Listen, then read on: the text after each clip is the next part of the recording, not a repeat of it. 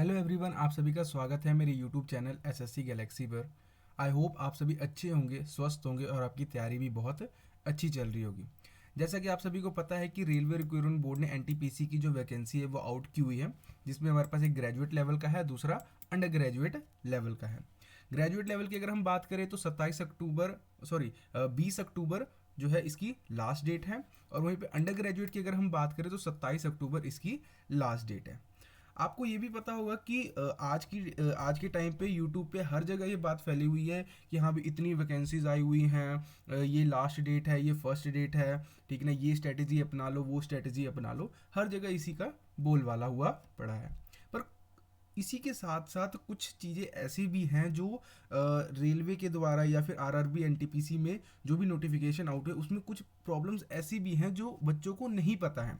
तो आज मैं आप सभी के लिए एक कंप्लीट डिटेल वीडियो लेके आया हूँ इसी बात पे बात करने के लिए कि कुछ ऐसी चीज़ें हैं जो आपको पता होना बहुत ज़रूरी है आरआरबी एनटीपीसी 2024 के लिए अगर आप तैयारी कर रहे हैं तो 5 ऐसी बातें जो आपको कोई नहीं बताएगा। मतलब कि बहुत ही रेयर चांस है कि ये सारी चीज़ों के बारे में जो लोग हैं वो यूट्यूब वगैरह पे बात कर रहे हैं, अगर हैं भी तो गिने चुने लोग ही हैं। तो आज मैं आप सभी के लिए वो 5 बातें लेके आया हूँ कि ये जो चीज़ें हैं आपको जानना बहुत ही ज़रूरी है। मतलब कि अगर आपकी वैकेंसी क्या है, जॉब प्रेफरेंस आपने क्या रखी है, कितने टाइम तक फॉर्म अप्लाई कर सकते हैं, ये सारी बातें तो एक तरफ है, पर कुछ ऐसी बात भी है जो आपको जानना ज़रूरी है।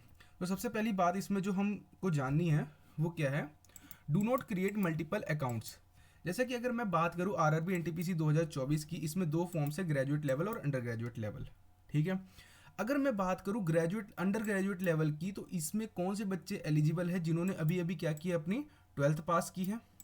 ठीक है, और साथ ही साथ वो बच्चे जो कि अपने ग्रेजुएशन के फर्स्ट ईयर, सेकेंड ईयर या फिर थर्ड ईयर में अभी हैं, थर्ड ईयर हो गया, फोर्थ ईयर में होगा, वो सारे किसके लिए, अंडर ग्रेजुएट के लिए एलिजिबल है। वहीं पे जो बच्चा ग्रेजुएटेड है, वो ग्रेजुएटेड वाले के लिए भी एलिजिबल है, साथ ही साथ अंडर ग्रेजुएट वाले के लिए भी एलिजिबल है। ठीक है, क्लियर है ये बात। जैसे कि ये देखिए, ग्रेजुएट लेवल की अगर हम बात करें तो टोटल 8,113 वैकेंसी है, और अंडर ग्रेजुएट की बात करें तो 3,445 वैकेंसी है। मैं इसके बारे में बात करने नहीं आया कि वैकेंसी क्या है क्या नहीं है। मैं बेसिकली बात क्या करने आया हूँ कि जैसे कि अगर मैं उठाता हूँ कि एक मिनट, जैसे कि मैंने उठाया, एक मिनट, कि जैसे कि अगर हम बात करते हैं ग्रेजुएट लेवल वाले के लिए, तो ग्रेजुएट जो लेवल जिसने बच्चे ने ग्रेजुएशन कर ली है वो ग्रेजुएटेड लेवल के लिए भी अप्लाई करेगा, अंडर ग्रेजुएट के लिए भी अप्लाई करेगा। ठीक ना, और जो अंडर ग्रेजुएट वाला है वो सिर्फ अंडर ग्रेजुएट वाले के लिए अप्लाई करेगा। तो बेसिकली बात क्या करनी है मैंने, ये देखिए कि जैसे कि मान लीजिए अंडर ग्रेजुएट वाला जो भी बच्चा है, ठीक है ना, जो भी अंडर ग्रेजुएशन कर रहा है वो क्या कर रहा है कि अंडर ग्रेजुएशन वाले के लिए अप्लाई कर रहा है, तो सिंपली क्या करेगा,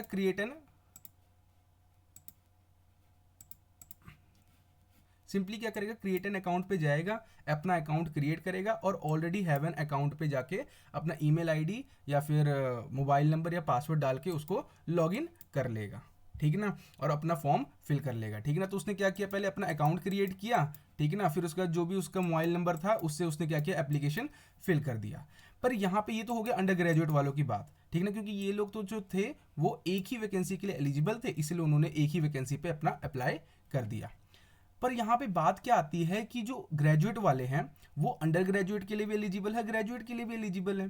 तो उन्होंने पहले क्या किया, क्रिएट एन अकाउंट कर लिया, ठीक है, उसके बाद अपना फॉर्म फिल कर लिया, कोई सा भी आप मान लीजिए ग्रेजुएट वाला या फिर अंडर ग्रेजुएट वाला, कोई सा भी उसने फॉर्म फिल कर दिया। उसके बाद बच्चे क्या कर रहे हैं, फिर से जाके क्रिएट एन अकाउंट बना रहे हैं और फिर से क्या कर रहे हैं, दूसरा वाला जो फॉर्म है उसको फिल कर रहे हैं। तो ये जो आप स्टेप कर रहे हैं ना, ये बिल्कुल रॉन्ग है, ये बिल्कुल रॉन्ग है। इससे क्या होगा, जब आगे जाके आपका जो फॉर्म चेक किया जाएगा तो आपका ये वाला फॉर्म और ये वाला फॉर्म दोनों को ही रिजेक्ट कर दिया जाएगा रेलवे के द्वारा। जी हाँ, आप सही सुन रहे हैं कि रेलवे जो क्या करेगा, दोनों के दोनों फॉर्म्स को क्या कर देगा, रिजेक्ट कर देगा। ठीक, वो क्यों करेगा, क्योंकि आपने पहले अकाउंट बनाया, उससे एक अप्लाई किया, फिर अकाउंट बनाया, फिर उससे अप्लाई किया। तो ये चीज़ आपको नहीं करना है। आपको सिंपली क्या करना है, एक बार अगर आपने क्रिएट एन अकाउंट कर लिया, वही आपका अकाउंट जो होगा वो अंडर ग्रेजुएट वाले के लिए भी और ग्रेजुएट वाले दोनों के लिए ही एलिजिबल हो जाएगा। और रेलवे के द्वारा आगे जितनी वैकेंसीज आएंगी उन सभी के लिए ये जो आपने अकाउंट क्रिएट किया था वही वाला यूज़ होगा। तो आप बार बार मल्टीपल अकाउंट क्रिएट ना करें। जैसे कि रेलवे की अभी कुछ वैकेंसीज पहले भी आई थी, तो उसमें भी किसी किसी बच्चे ने अप्लाई किया होगा, तो उस टाइम पे भी आपने क्या किया होगा, क्रिएट एन अकाउंट किया होगा। तो वही अकाउंट इस टाइम पे भी आपका एनटीपीसी ग्रेजुएट और अंडर ग्रेजुएट दोनों के लिए यूज हो जाएगा। इस टाइम पे आपको जो अपना क्रिएट एन अकाउंट है जो नहीं करना चाहिए, ठीक है ना।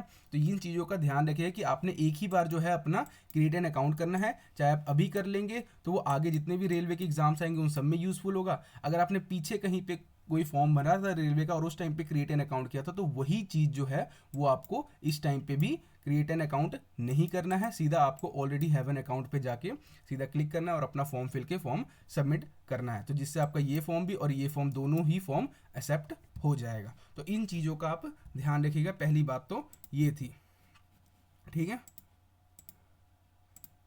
कि जैसे कि ये हो गया हमारे पास, दोनों के लिए फिर आप क्या हो जाएंगे, एलिजिबल हो जाएंगे, ठीक है ना। तो इस चीज़ का आप जरूर ध्यान रखिएगा। दूसरी बात अगर हम करते हैं टाइपिंग प्रॉब्लम, मान लीजिए कि आपने CBT 1 दिया, CBT 2 दिया, उसके बाद आपको क्या बुलाया गया, टाइपिंग के लिए बुलाया गया। तो टाइपिंग के टाइम पे भी कुछ बच्चे हैं होते हैं जिनको कुछ तरह की प्रॉब्लम्स फेस करनी पड़ती है। तो आज मैं आपको पहले ही वो प्रॉब्लम्स बता दे रहा हूँ ताकि आप उसको पहले से ही प्रिपेयर करके रखें, ताकि अगर आपका CBT 1 CBT 2 क्लियर होता है और टाइपिंग के लिए आपको बुलाया जाता है तो आप उस चीज़ों को पहले से ही जान के रखेंगे, तो आपको बहुत ही ज़्यादा बेनिफिट वहाँ पे मिलेगा कि हाँ भी ये प्रॉब्लम मुझे पहले से पता थी, इसके ऊपर मैंने वर्क किया था, तो मुझे यहाँ पे कोई भी प्रॉब्लम नहीं होगा। सबसे पहली प्रॉब्लम क्या आती है, की प्रेसिंग प्रॉब्लम, ठीक है ना। कि जैसे कि वहाँ पे आपको कीबोर्ड दिया गया, तो कीबोर्ड जैसे होता है कभी कभी किसी बच्चे के हाथ में जो आ जाता है ना वो हार्ड प्रेस हो जाता है। हार्ड प्रेस यानी कि बात करें कि जो मतलब कि जिसका जो कीबोर्ड कीज होते हैं ना बहुत मुश्किल से प्रेस होते हैं, कि बहुत मुश्किल से दबाया तब जाके एक वर्ड टाइप हुआ। और किसी किसी में होता है कि बड़े सॉफ्ट से दे देता है कि ना, कि बस छूते ही वो टाइप हो गया। तो इस तरीके की प्रॉब्लम्स को आपको फेस करना वहाँ पे पड़ सकता है। तो आप पहले से ही क्या कीजिए कि कोई भी आपके नियर अबाउट अगर कंप्यूटर सेंटर है तो वहाँ पे आप जाके बात कीजिए, ठीक है, कि सर मेरे को टाइपिंग वगैरह सीखनी है, 2 महीने 3 महीने की जो फीस होगी वो आप ले लीजिएगा। और वहाँ पे जो होता है 15 से 20 तरह के पीसीज वहाँ पे अवेलेबल होते हैं और 15 से 20 तरह के आपको वहाँ पे कीबोर्ड मिल जाएंगे। तो वो होगा कि आप अगर मल्टीपल कीबोर्ड्स में अगर आप प्रैक्टिस करते हैं तो आपको बहुत ही ज़्यादा बेनिफिट मिलेगा जब आप वहाँ पे मेन जो आपका टाइपिंग टेस्ट होगा वहाँ पे, क्योंकि आपने पहले से ही 15 से 20 वैरायटी के जो कीबोर्ड्स है उसको टेस्ट किया हुआ है। तो उसमें आपको वहाँ पे जो भी जिस भी तरह का कीबोर्ड मिलेगा आपको कोई भी प्रॉब्लम फेस नहीं करनी पड़ेगी। दूसरी बात है बैड कंडीशन ऑफ कीबोर्ड। अब मान लीजिए आपको जिस तरीके का कीबोर्ड चाहिए था वैसा ही मिल गया, आपने प्रैक्टिस कर ली है, तो यहाँ पे एक चीज़ आता है कि हाँ भी क्या पता बटन ही ना काम करे, ठीक है ना। तो बैड कंडीशन ऑफ कीबोर्ड्स भी वहाँ पे होता है कि बटन क्या पता बटन ही ना हो, अगर जो बटन है उसमें से बटन सही चल नहीं रहे हो। तो ये तरह की भी प्रॉब्लम, इस तरह की प्रॉब्लम आपको वहाँ पे फेस करनी पड़ सकती है। तीसरी प्रॉब्लम की अगर हम बात करें तो height of table specially for girls.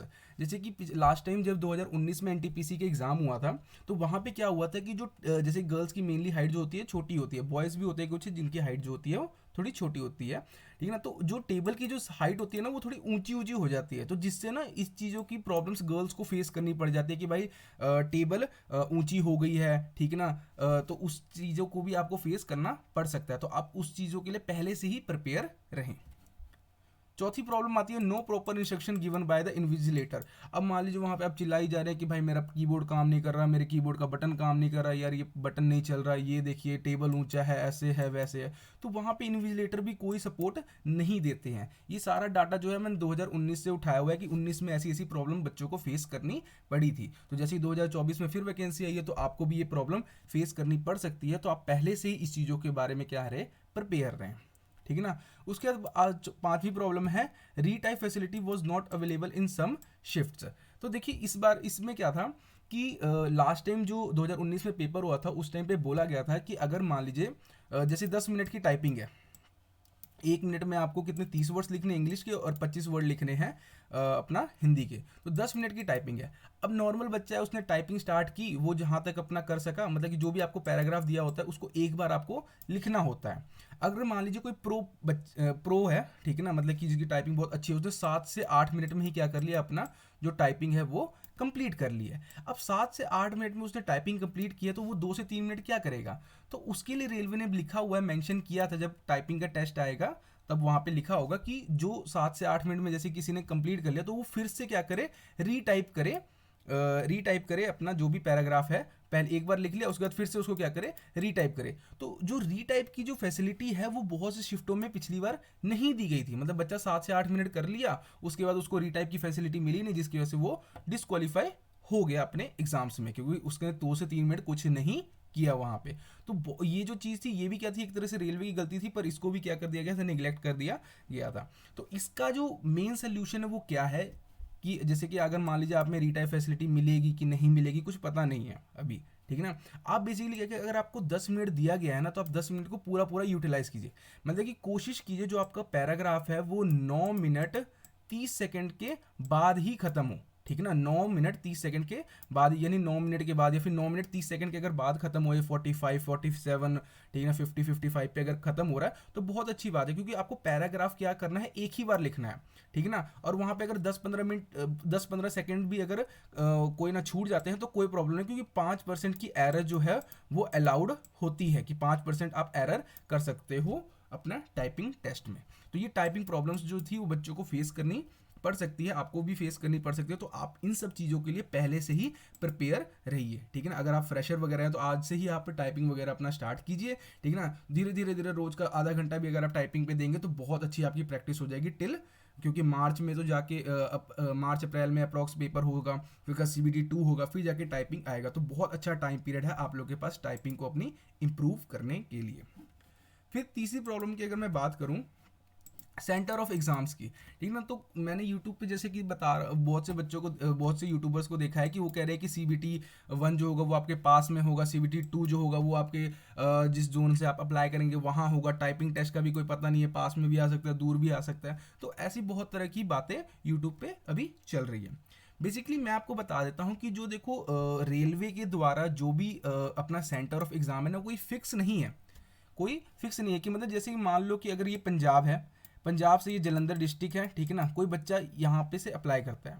Basically जो रेलवे है वो क्या फॉलो करता है कि जहाँ से जितनी ज़्यादा वैकेंसीज अप्लाई हो रही है ना, तो वो उस हिसाब से देखता है कि किस तरीके से बच्चों को भेजा जाए। जैसे मान लीजिए पंजाब से जलंधर से किसी बच्चे ने फॉर्म अप्लाई किया, अब यहाँ से कितने बच्चों ने अप्लाई किया होगा, तो जो रेलवे है वो चेक करेगा कि अपने इस पोजीशन से, मतलब जलंधर से 15 से नहीं सॉरी 50 से 100 किलोमीटर की दूरी पे जो सेंटर है, क्या वहाँ पे सीट्स जो है वो अवेलेबल है इस बच्चे के लिए। अगर मान लीजिए अवेलेबल होगा तो वो तो दे देगा, अगर नहीं होगा तो वो 100 से 150 किलोमीटर की रेंज में जाएगा कि यहाँ पे अगर कोई सेंटर बनाया गया है तो वहाँ पे सीट्स अवेलेबल है कि नहीं, अगर होगी तो वो सीट मिल जाएगी, आपको अलॉट कर दी जाएगी, अगर नहीं होगा तो फिर वो और दूर चेक करेगा। ऐसे ही करते करते मतलब कि चेक होता रहता है। जैसे कि अगर मान लीजिए मैं यूपी की बात कर लेता हूँ, ठीक ना, ये हमारे पास क्या हो गया यूपी में जैसे कि हम आगरा उसकी यूपी में अयोध्या की बात कर लेते हैं, तो यहाँ से बहुत सारे बच्चों ने अप्लाई किया होगा, कोई बच्चा है कि यहाँ भी चेक किया, उसको लखनऊ में भी मिल सकता है नियर अबाउट, ठीक है ना। अगर वहाँ पे जैसे कि सीट खाली होगी तो जो रेलवे होगा उसको वहीं पे भेज देगा। अगर वो फिर 100 से 150 किलोमीटर हो गया, फिर 200 किलोमीटर तक की रेंज में आएगा, फिर 300 की किलोमीटर की रेंज में आएगा, अगर सीट्स अवेलेबल होंगी, क्योंकि हर तरफ से बच्चा कोई ना कोई अप्लाई कर रहा है, तो जितने ज़्यादा नंबर ऑफ वैकेंसीज, जितने ज़्यादा नंबर ऑफ एप्लीकेशंस आपके एरिया से मतलब आसपास से अप्लाई होंगी, तो उतना ही चांस होता है कि आपको नियर अबाउट भी मिल सकता है, दूर भी मिल सकता है। तो कोई फिक्स पैटर्न नहीं है अपना रेलवे का सेंटर के द्वारा, ठीक ना। भले यहाँ पे होगा कि डॉक्यूमेंट वेरिफिकेशन के लिए आपको क्या होगा कि उस जोन में जाना पड़ेगा जिस जोन से आप अप्लाई करें। मान लीजिए कि यहाँ पे पंजाब में कोई बच्चा है जिसने क्या किया है, इधर अपना बेंगलोर साइड से क्या किया है, बेंगलोर जोन से किया, तो डॉक्यूमेंट वेरिफिकेशन के लिए इस बच्चे को कहाँ जाना पड़ेगा, बेंगलोर जाना पड़ेगा। अगर इसने वेस्ट बंगाल से किया होगा, कोलकाता से किया होगा, ठीक ना, तो इसको कोलकाता जाना पड़ेगा डॉक्यूमेंट वेरिफिकेशन के लिए। तो ये जो होगा सेंटर ऑफ एग्जाम्स के लिए जो भी बात थी मैंने आपको बतानी थी कि कोई फिक्स पैटर्न नहीं है रेलवे का कि कहाँ पे आपको दिया जाएगा सेंटर। आपको बेसिकली क्या करना है, तैयारी करना है। देखो एग्ज़ाम एक बार ही होता है एनटीपीसी का, एक तो रेलवे जल्दी वैकेंसी देती नहीं है, दी है तो एक ही बार में हम क्या करें कि ये ना देखें सेंटर कहाँ पे है, क्या होगा क्या नहीं होगा। हम बेसिकली क्या करें कि अपना CBT 1 की अच्छे से तैयारी करें, ठीक ना, CBT 2 की तैयारी करें और टाइपिंग की तैयारी करें, और जो भी डॉक्यूमेंट्स वगैरह मांगा है उस चीज़ की हम तैयारी, मतलब डॉक्यूमेंट्स वगैरह उसको रखें, और CBT 1 और CBT 2 की, और साथ ही साथ रोज़ की आधे घंटे की टाइपिंग की भी टेस्ट की तैयारी करें, ठीक। तीसरी बात अगर मैं करता हूं तो तीसरी बात जो है वो मेरी डॉक्यूमेंट वेरिफिकेशन से रिलेटेड ही है।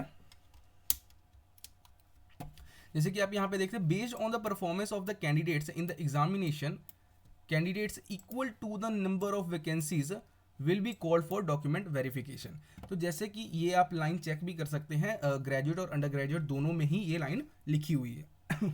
सॉरी। तो ये जो डॉक्यूमेंट वेरिफिकेशन है, जैसे कि यहाँ पे क्या बोल रहा है कि जितनी वैकेंसीज हैं, जैसे कि ग्रेजुएट लेवल की है 8113 वैकेंसी और ये अंडर ग्रेजुएट की वैकेंसी है 3445, तो इतने ही बच्चों को क्या बुलाया जाएगा, डॉक्यूमेंट वेरिफिकेशन के लिए बुलाया जाएगा। ठीक ना। मान लीजिए अगर खुदा ना खास्ता आपने CBT 1 दे दिया, क्लियर हो गया, CBT 2 दे दिया, क्लियर हो गया, टाइपिंग दे दिया, वो भी क्लियर हो गया, पर जब आप डॉक्यूमेंट वेरिफिकेशन में गए तो किसी न किसी डॉक्यूमेंट वजह से आपको वहाँ पे से जाना पड़ा कि हो सकता है कि आपका SC/ST का सर्टिफिकेट आपकी डेट से पहले हो, ठीक ना, जो भी आपका क्या कहते हैं ग्रेजुएशन का सर्टिफिकेट है, 12th का सर्टिफिकेट है, उसमें कोई प्रॉब्लम वगैरह हो, तो जिसकी वजह से आपको DV से निकाले, भगवान न करे ऐसा हो, बट इन केस अगर हो सकता है, ठीक है ना। तो ये चीज़ से क्या होगा, देखो एक तो प्रॉब्लम हो गया कि आपकी जो जॉब की ड्रीम थी, मतलब ड्रीम जॉब था जो भी आपका था कि गवर्नमेंट जॉब में जाता, वो एक तो ख़त्म हो गया। दूसरी बात यहाँ पे मोस्ट क्या होता है कि जो वैकेंसी है, जो एक वैकेंसी जो उसकी वजह, मतलब जो एक वैकेंसी है वो भी क्या होगी, ख़राब हो गई। तो इस चीज़ का भी आप ध्यान रखें कि एक तो पहली बात तो कि अपना ही कुछ गलत ना करें, ठीक ना, कि अपना ही कोई डॉक्यूमेंट वेरिफिकेशन में डॉक्यूमेंट्स वगैरह सारे अपने प्रॉपर रखें। अगर इन केस कुछ ख़राब हो रहा है और आपको लग रहा है कि नहीं भाई हो जाएगा, कोई बात नहीं, पैसे दे देंगे ऐसे, तो कुछ नहीं होगा भाई, कुछ नहीं होगा।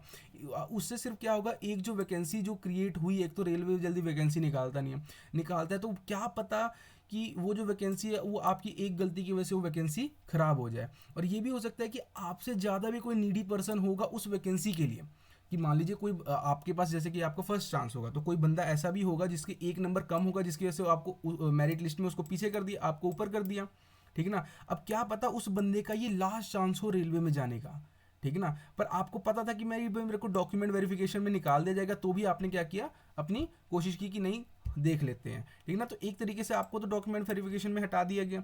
दूसरा क्या हुआ कि उस बंदे की जो जो आपसे बहुत ज़्यादा नीडी था, ज़रूरी था जिसको जॉब लेना, उसके लिए भी ये क्या हो गया, लास्ट चांस ख़राब हो गया। तो आई रिक्वेस्ट यू कि मतलब कि कोई भी ऐसा काम ना करे डॉक्यूमेंट वेरिफिकेशन में, है ना, जिससे क्या हो कि एक भी वैकेंसी ख़राब हो, क्योंकि वैकेंसी पहले ही बहुत कम निकाली है रेलवे ने। एक तो निकाली भी 4-5 साल के बाद है, और निकाली भी कितनी, जैसे कि पूरा समुद्र में से 2 चम्मच उठा के वैकेंसी ऐसी करके इन्होंने दे दी, जबकि वैकेंसी आज की डेट में रेलवे में बहुत ज़्यादा ज़रूरी है, ठीक है ना। तो इस चीज़ का भी आप ध्यान रखें, अगर आपके पास डॉक्यूमेंट है तो उसको प्रॉपर होना चाहिए, अगर नहीं है तो प्लीज़ ना ही अप्लाई करें, क्योंकि वैकेंसी ना ख़राब करें, मेरा यही है। क्योंकि क्या पता आपसे भी कोई ज़रूरी हो, ज़रूरी मतलब कि आपसे भी दूसरा कोई पर्सन हो जो आपसे ही बहुत ज़्यादा नीडी हो इस वैकेंसी को पाने के लिए, उसका लास्ट चांस हो सकता है, या फिर उसके घर में बहुत ज़्यादा ऐसी प्रॉब्लम्स क्रिएट हो रही है कि अगर उसके पास ये जॉब मिलेगी तभी कुछ होगा। क्योंकि जो रेलवे की जॉब होती है इसमें इंग्लिश नहीं पूछी जाती है, तो बहुत से बच्चे ऐसे होते हैं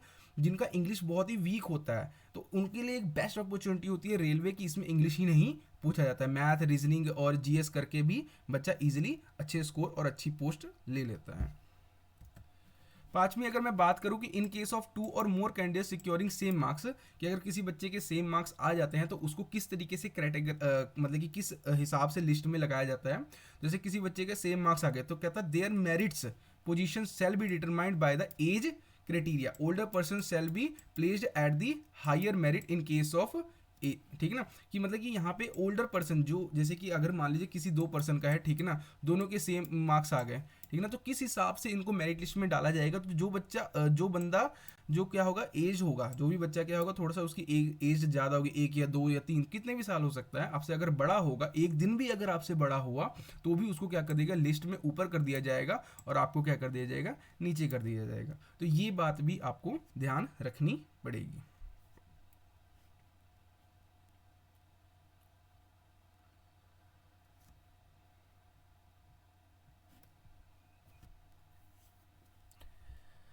Then alphabetical order A to Z of the same shall be taken in account to break the tie, ठीक है ना। कि अगर जैसे कि अल्फ़ाबेटिकल ऑर्डर से अगर किसी से मतलब कि प्रॉब्लम हो रही है अल्फ़ाबेट की वजह से, कि जैसे मान लो कि कोई बच्चा है उसका first second third, first letter second letter third letter मतलब लेटर जो है उस दूसरे बच्चे का first second third letter same हो रहा है, ठीक है ना, तो इस केसेस में भी क्या कर सकते हैं कि वो अपना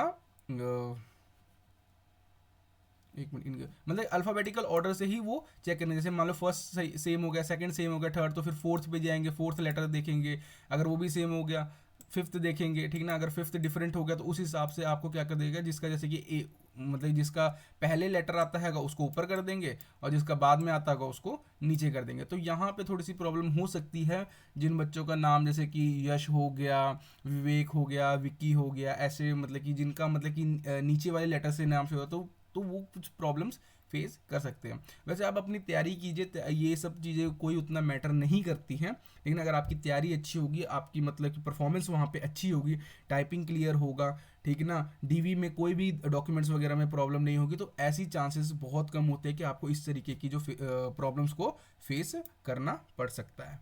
ठीक है, तो ये कुछ बातें थी जो आपको जानना बहुत ज़रूरी थी, ठीक है ना, कि डॉक्यूमेंट वेरिफिकेशन में इसमें जो होता है ना 1:1 में बुलाया जाता है। रेलवे जो होता है 1:1, मतलब जितनी वैकेंसी है उतने ही डॉक्यूमेंट वेरिफिकेशन वाले बच्चों को बुलाया जाएगा, ठीक है। और ये यहाँ पे सेंटर ऑफ एग्जाम्स की अगर हम बात करें तो सेंटर आपका कहीं पे भी आ सकता है। बेसिकली डॉक्यूमेंट वेरिफिकेशन के लिए आपको उस जोन में जाना पड़ेगा।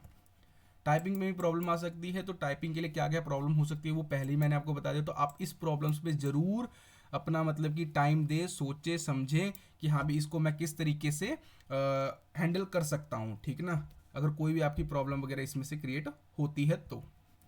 बाकी एक तो ये मोस्ट इंपॉर्टेंट बात है कि do not create the multiple accounts, की ज़्यादातर अकाउंट्स ना ही बनाए तो बढ़िया है। मतलब एक अकाउंट आपका जो बन गया वही आपका रेलवे के लिए सारे रेलवे के सारे एग्जाम्स के लिए वही अकाउंट आपका चलेगा, ठीक है ना। चाहे आपने पहले बना लिया होगा, कुछ टाइम पहले बना होगा, या फिर इस टाइम बनाया होगा, या फिर आगे आप बनाएंगे, तो एक बार अकाउंट क्रिएट करना है और उसी को आपको यूज़ करना है, ठीक ना। मल्टीपल अकाउंट बिल्कुल भी ना बनाए क्योंकि आपका फॉर्म जो है वो रिजेक्ट हो सकता है।